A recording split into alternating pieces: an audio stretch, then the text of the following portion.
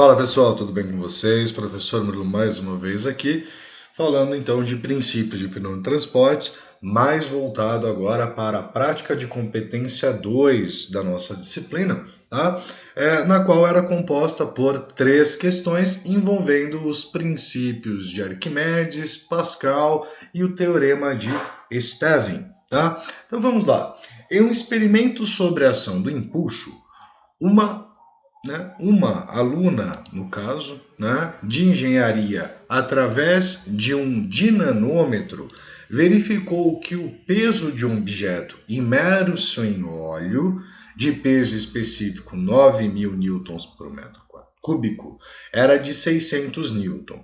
Após retirar o objeto do óleo, constatou que o seu peso era de 900 newton.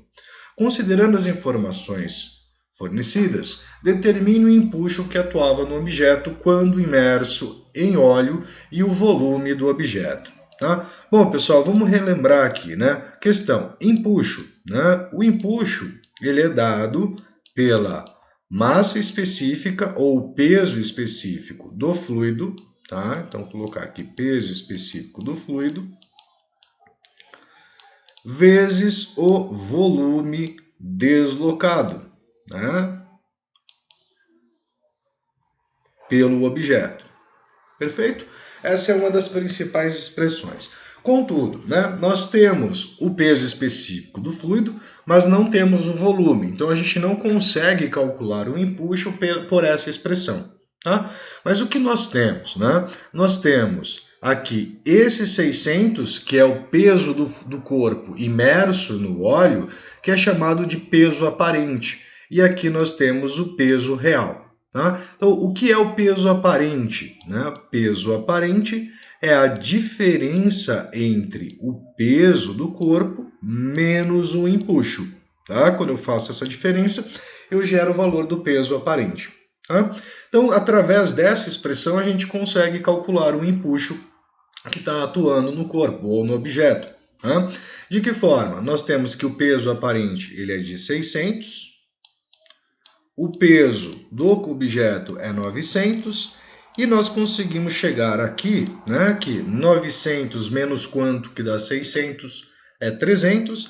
Então nós chegamos que o empuxo que atua sobre o corpo é de 300 newton, tá? Agora que eu sei o valor do empuxo, eu consigo, calcular o valor do volume. Tá? Claro que se a gente olhasse para as alternativas, só tem uma que apresenta empuxo igual a 300 newton, Mas vamos calcular então o peso ou volume desse objeto, Se ele apresenta peso aparente, tá, gente? Quer dizer que ele está inteiramente submerso, tá? Então o volume deslocado é igual ao volume do objeto, tá? Ele está totalmente imerso. Então nós temos, utilizando a primeira expressão, que 300, que é o nosso empuxo, vai ser igual a massa, o peso específico do fluido, que é de 9.000, vezes o volume deslocado, tá? Então, o nosso volume deslocado, ele vai ser igual a 300 dividido pelos 9.000. Tá? Podemos simplificar aqui 2 zeros, tá? Temos 3 dividido por 90, que vai dar uma dízima periódica para a gente, tá? Que é o 0,0333 pontinhos metros cúbicos, Então, aproximadamente 0,033. Então, a alternativa correta é empuxo de 300 newton e volume de 0,033 metros cúbicos. Tá?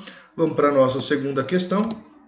Um sistema de freios hidráulicos trabalha seguindo o princípio de Pascal, de forma a transmitir a força aplicada no pedal de freio para a pastilha de freio que entrará em contato com o disco do freio. Tá?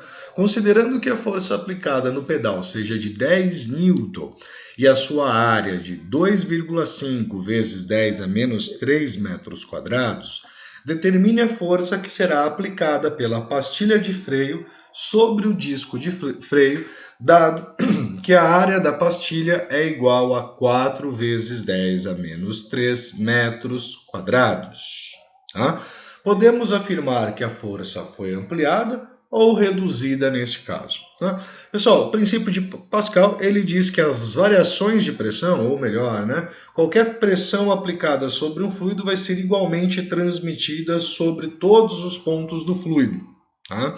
Então nós temos que aplicada uma força F1 sobre uma dada área 1, a mesmo valor dessa pressão vai ser igual em qualquer outro ponto. Então, F2 dividido pela área 2.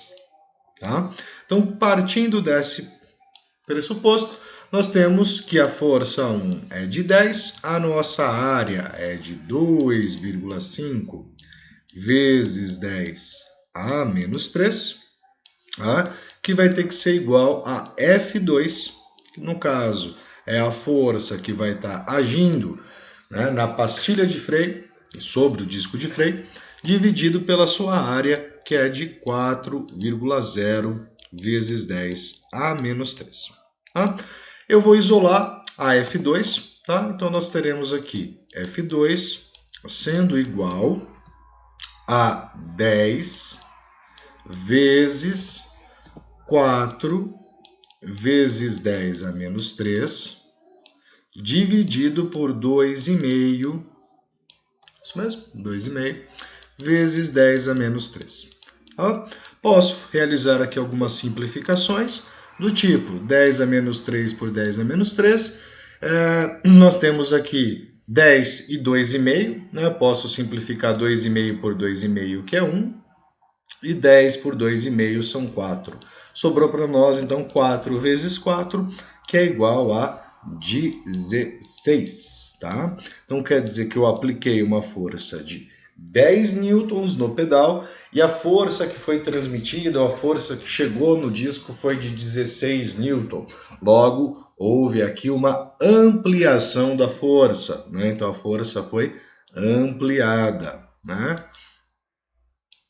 Quer dizer que o princípio de Pascal aqui fez com que nós tivéssemos uma ampliação de força. Lembrando, a força foi ampliada, contudo, a pressão permaneceu a mesma. A pressão aplicada no primeiro ponto é igual à pressão no segundo ponto.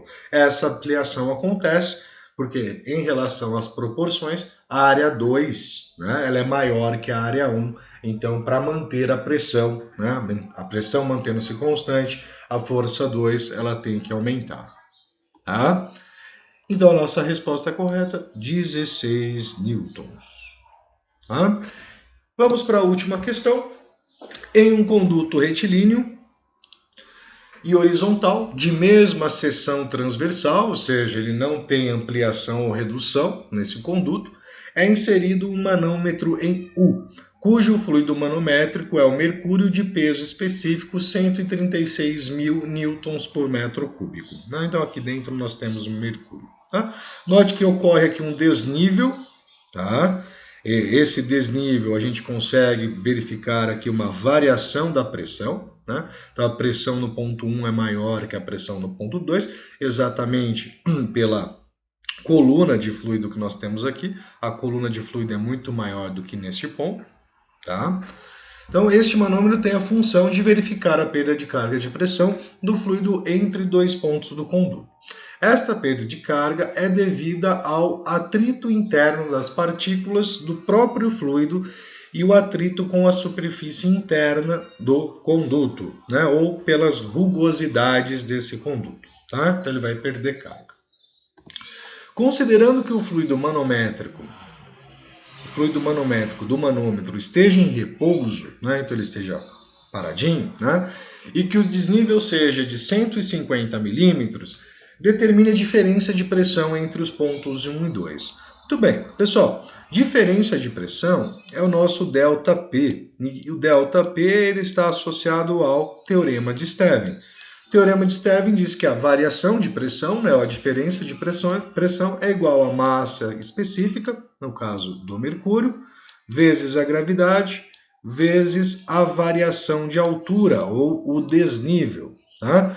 No caso, nós não temos a massa específica, mas temos o peso específico. né? Então, a variação de pressão é igual ao peso específico, no caso do mercúrio, vezes o nosso ΔH, que é a nossa variação de altura. Então, o nosso ΔP ele vai ser dado por massa específica, peso específico do mercúrio, 136 vezes 136 mil, né? Eu poderia estar colocando aqui uma dica, tá, gente? É 136 vezes 10 a menos 3, tá? Menos 3 não, desculpem, mais 3, né?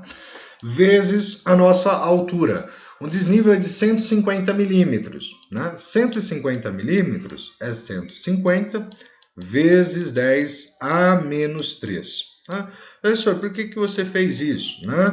Porque 10 a terceira com 10 a menos 3 vai dar 10 elevado a zero. A gente pode simplificar. Sobrou nesse caso, então, 36 vezes 150. Tá? Então vamos dar uma olhadinha rapidinho aqui. 136 vezes 150, nós teremos 2.400. Então a variação ou diferença de pressão vai ser de 20.400 pascal, tá? Ou 20,4 quilopascal. Então a alternativa, no caso, 20.400 pascal. Tá? Pessoal, espero que esse vídeo auxilie vocês no estudo, tá? Isso esclareça as dúvidas que vocês podem ter ocorrido durante a realização da prática de competência número 2, tá? Grande abraço, fui!